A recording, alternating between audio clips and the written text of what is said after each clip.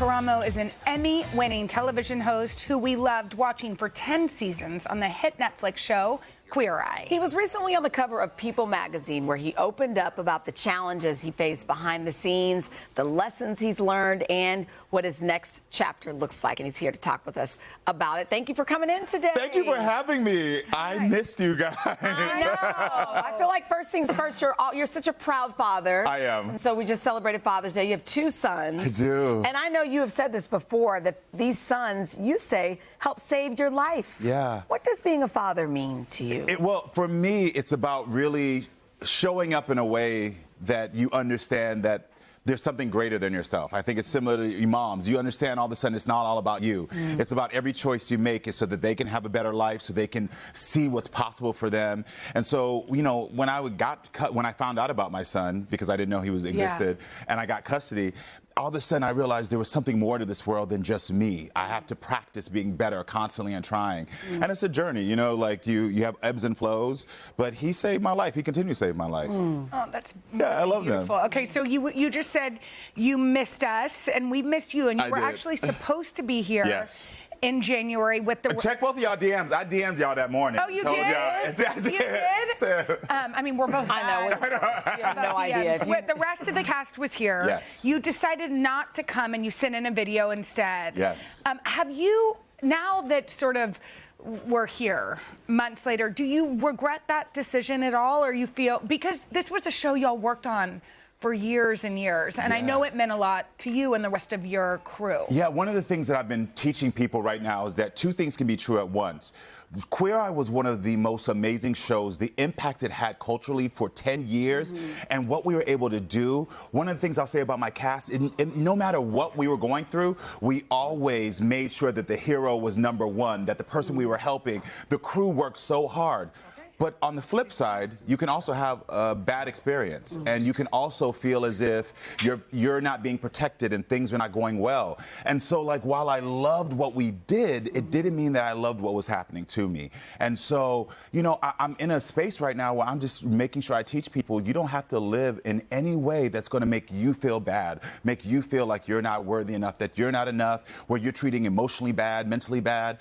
I'm trying to teach people that you can get out of those situations. Well, and because of that, I honor the fact that you're honest about the fact that you had issues and you relapsed in 2018. I did. After, I think it was, what, 12 years? Because I partied in college and then, like, stopped. And then the pressure of what I was experiencing and feeling as if, like, if I speak up, I'm going to lose my job and my livelihood. Well, because your brand is like wellness and forgiveness and being honest. So were you dealing with that while you were shooting, and did they have to deal with that part of you? No. It never got on set.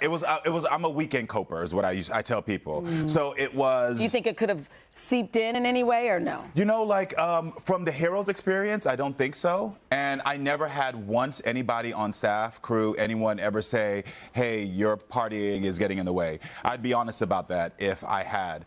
But I knew for me that I wasn't coping well. It was after a week of feeling isolated, betrayed, hurt, talked to in a certain way, I would then feel like, okay, I need a drink. That was my go-to. Always, oh, I need a drink. I can't deal. I can't cope. I need a drink. And then a drink would turn into, now it's 3 o'clock in the morning, and I'm still out with people I don't know. And then it would be always Sunday, I have to recover because Monday's work. And that was a pattern for quite some time. And I share it openly because, you know, like, people sometimes think when you talk about addiction, like, you know, like I'm on a street corner or something. Yeah. This was, I am functioning in my life. Well, you're not alone, you know that. Yeah, I'm functioning. And you're sober now. 100%. And not California sober, 100% sober. You're sober, and you talked about this to people too, but you said the final straw with all of this was that your mom was on set. Yeah. And she heard some things. Yeah. What did she hear? I still to this day don't know, and I haven't asked, and the reason being is because for me, I asked myself, having that information, what will it do for me? What will it do for my peace? What will it do for me to keep growing and healing? But I do know that there's something about mothers. And as you two know, when you see your mother and you see tears in her eyes, and you know all that she sacrificed and how she's taught you to be brave and to be strong. I just remember being young and my mother being like, "You're brave, you got this." Those things flood back in your mind when you realize maybe I'm not being brave right now, and that I'm disrespecting what my mother sacrificed for so many years so that I could be here today. And that was the straw. Well, I feel like you've taken all of your experiences, the shows, the talk shows, your journey, being a father, and you've put it all in one place to try to give to other people. Now you have an app. I do. I built a wellness app. It's called Key.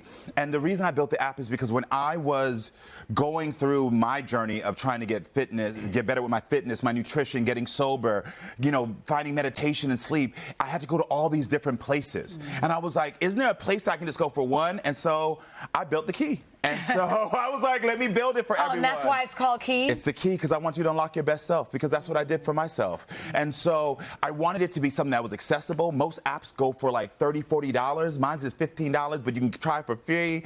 And I do that because I want people to know, like, I will give you a customized fitness plan, nutrition plan. I will support you with mental health. I also have my own Karamo AI in there. Wow. That sounds and talks just like me, which is really crazy. Wow, isn't that wild? Oh, it's wild. I love it. But people have been responding so well to it. And it's just, for me, one of those things where I said, since I didn't have it, I want to build it for other people. Yeah. I'm also in the process right now as I'm selecting a few, executive moms and dads to help them transform their lives and do one-on-one coaching.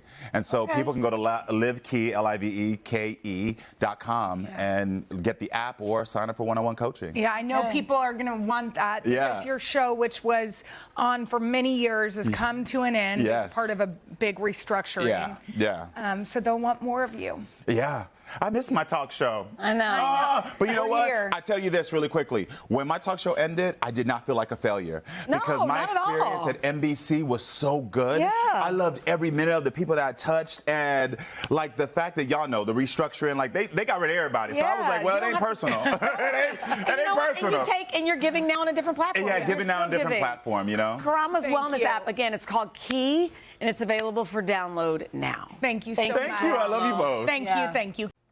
You guys, thanks for watching. I know. Come join us for all the fun every weekday on NBC. Yeah, and don't forget to take us along when you're on the go. Follow the Today with Jenna and Sheinelle podcast on Apple Podcasts, Spotify, or wherever you listen.